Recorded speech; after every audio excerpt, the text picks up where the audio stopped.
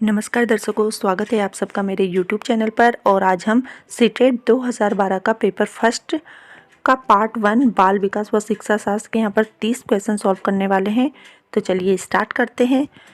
Question number 1, जब बच्चा fail होता है तो इसका तात्पर्य है कि, तो यहाँ पर जो आपका आंसर आ जाएगा फर्स्ट क्वेश्चन का, वह आंसर होगा तीसरा, कि व्यवस्था फेल हुई है। ठीक है, अब सेकंड क्वेश्चन देखते हैं। शिक्षण से अधिगम पर बल देने वाला परिवर्तन हो सकता है। शिक्षण से अधिगम पर बल देने वाला परिवर्तन हो सकता है। तो यहाँ पर जो राइट आंसर हो जाएगा आपका क्वेश्चन नंबर 2 का, वह होगा फर्स्ट, बाल केंद्रित शिक्षा पद्धति अपनाकर। थर्ड क्वेश्चन है, बीजों का अंकुरण संकल्पना के शिक्षण की सबसे प्रभावी पद्धति है। इसमें जो आपका राइट आंसर होगा थर्ड क्वेश्चन का, वह हो जाएगा फर्स्ट, विद्यार्थियों द्वारा पौधे के बीज बोना और उसके अंकुरण के चरणों का अवलोकन करना। ठीक है, तो अब चौथा क्वेश्चन देखते हैं हम यहाँ पर। समावेशी शिक्षा है। समावेशी शिक्षा क्या है? तो समावेशी शिक्षा आप सबको पता है क्या होती है। यहाँ पर जो राइट आंसर हो जाएगा वह हो जाएगा ऑप्शन नंबर 1, कक्षा में विविधता का उत्सव मनाती है। ठीक है, अब 5वें नंबर का क्वेश्चन देखते हैं। क्वेश्चन नंबर 5 क्या है? निम्नलिखित में से कौन सा वस्तुनिष्ठ प्रश्न है? निम्नलिखित में से कौन सा वस्तुनिष्ठ प्रश्न है? वस्तुनिष्ठ प्रश्न जो होता है वह यहाँ पर राइट आंसर होगा सत्य व असत्य। ठीक है, यह राइट आंसर होगा वस्तुनिष्ठ प्रश्न का। अब क्वेश्चन नंबर 6, निम्नलिखित में से कौन सी प्रगतिशील शिक्षा की विशेषता है? प्रगतिशील शिक्षा की विशेषता यहाँ पर हो जाएगी, जो राइट आंसर होगा वह है ऑप्शन नंबर 4, समय सारणी और बैठने की व्यवस्था में लचीलापन। क्वेश्चन नंबर 7, एक शिक्षक प्रश्न पत्र बनाने के बाद यह जांच करता है कि क्या प्रश्न परीक्षण के विशिष्ट उद्देश्यों की परीक्षा ले रहे हैं। वह मुख्य रूप से प्रश्न पत्र के डेस के बारे में चिंतित है। तो वह वैधता के बारे में चिंतित है। यहाँ पर ऑप्शन नंबर 4 राइट होगा। अगला क्वेश्चन देखें।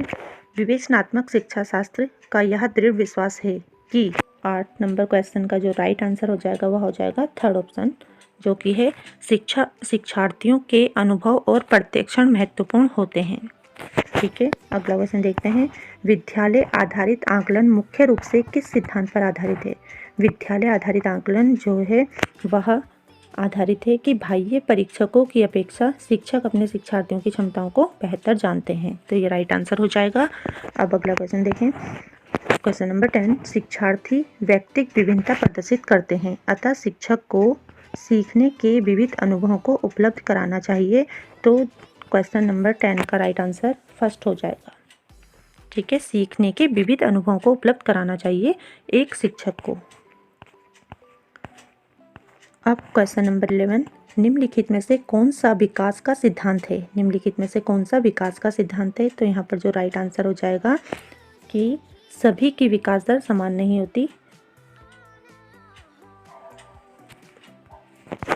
क्वेश्चन नंबर 11 का जो राइट आंसर है वह फर्स्ट हो जाएगा, सभी की विकास दर समान नहीं होती, यह राइट आंसर है। अब 11 नंबर क्वेश्चन देखें। मानव विकास को क्षेत्रों में विभाजित किया जाता है। तो मानव विकास को क्षेत्रों में विभाजित किया जाता है। यहाँ पर जो राइट आंसर हो जाएगा वह हो जाएगा 12 क्वेश्चन का राइट आंसर है थर्ड, मनोवैज्ञानिक, संज्ञानात्मक, संवेगात्मक और शारीरिक।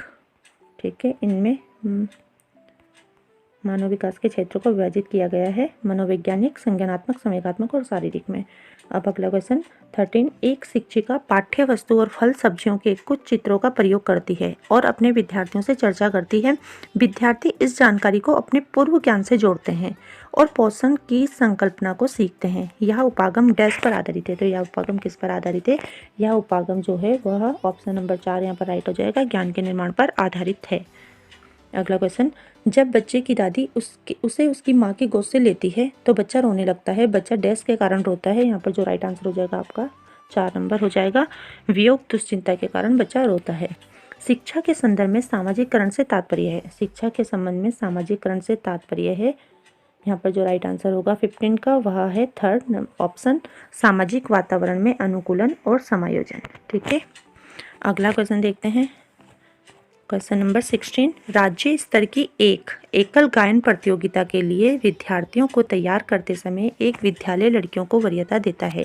यह दर्शाता है, यह जो है लैंगिक पूर्वाग्रह को दर्शा रहा है। अगला क्वेश्चन देखें।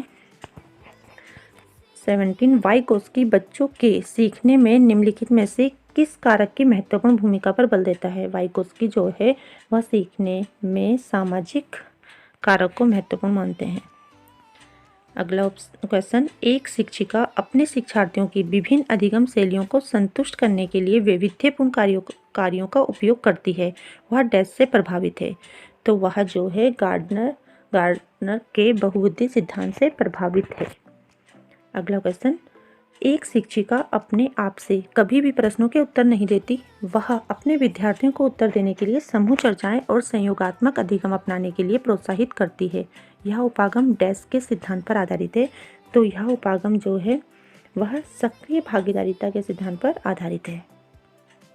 यह आपका हो गया। अब 20 नंबर क्वेश्चन देखते हैं। निम्नलिखित में से कौन सा शिक्षक से संबंधित अधिगम को प्रभावित करने वाला कारक है। तो शिक्षक से संबंधित अधिगम को प्रभावित करने वाला जो कारक है वह है विषय वस्तु में प्रवीणता। ठीक है। अब 21 क्वेश्चन देखते हैं। कोहलबर्ग के अनुसार शिक्षक बच्चों में नैतिक मूल्यों का विकास कर सकता है। तो यहाँ पर जो राइट आंसर आपका हो जाएगा, नैतिक मुद्दों पर आधारित चर्चाओं में उन्हें शामिल करके। ठीक है। तो अब हमारा आता है 22 क्वेश्चन।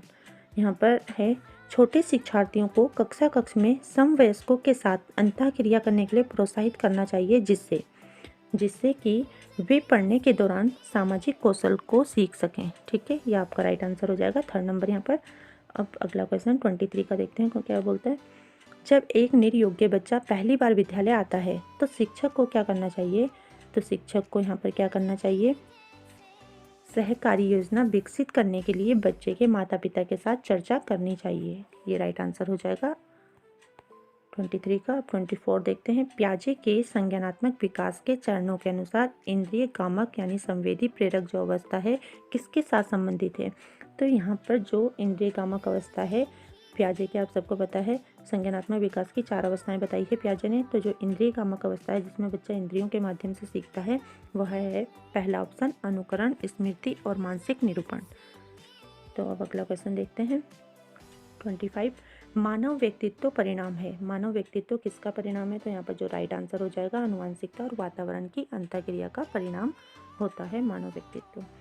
26, शिक्षण अधिगम प्रक्रिया में व्यक्तिगत रूप से ध्यान देना महत्वपूर्ण है, क्योंकि इसमें आपका जो राइट आंसर हो जाएगा, तो बच्चों की विकास दर भिन्न होती है और वे भिन्न तरीकों से सीख सकते हैं।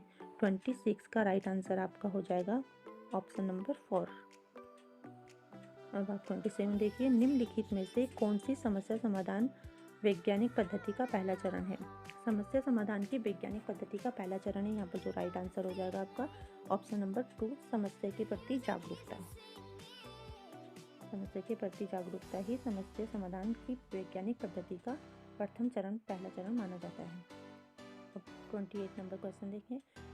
निम्नलिखित में से कौन सा सीखने का क्षेत्र है। निम्नलिखित में से कौन सा सीखने का क्षेत्र है। यहाँ पर जो ऑप्शन राइट है वह है भावात्मक। 29 क्वेश्चन, जब बच्चा कार्य करते हुए उबने लगता है तो यह इस बात का संकेत है कि संभवतः कार्य जो है वह यांत्रिक रूप से बार बार हो रहा है।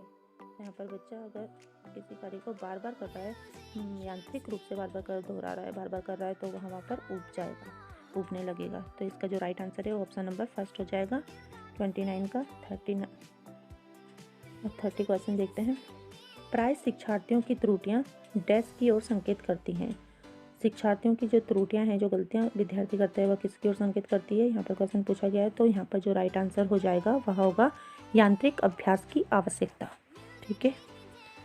यहाँ पर हमने 30 क्वेश्चन बाल विकास से संबंधित जो 30 क्वेश्चन एग्जाम पेपर में आए हैं वो हमने सॉल्व कर लिए हैं। अब अगली वीडियो में हम इसी पेपर का पार्ट 2 गणित का जो पेपर है उसे सॉल्व करेंगे। तो फ्रेंड्स मिलते हैं अगली वीडियो में। अगर आपको वीडियो अच्छी लगी हो तो लाइक करें और चैनल को सब्सक्राइब करें। ठीक है फ्रेंड्स, थैंक्स फॉर वॉचिंग।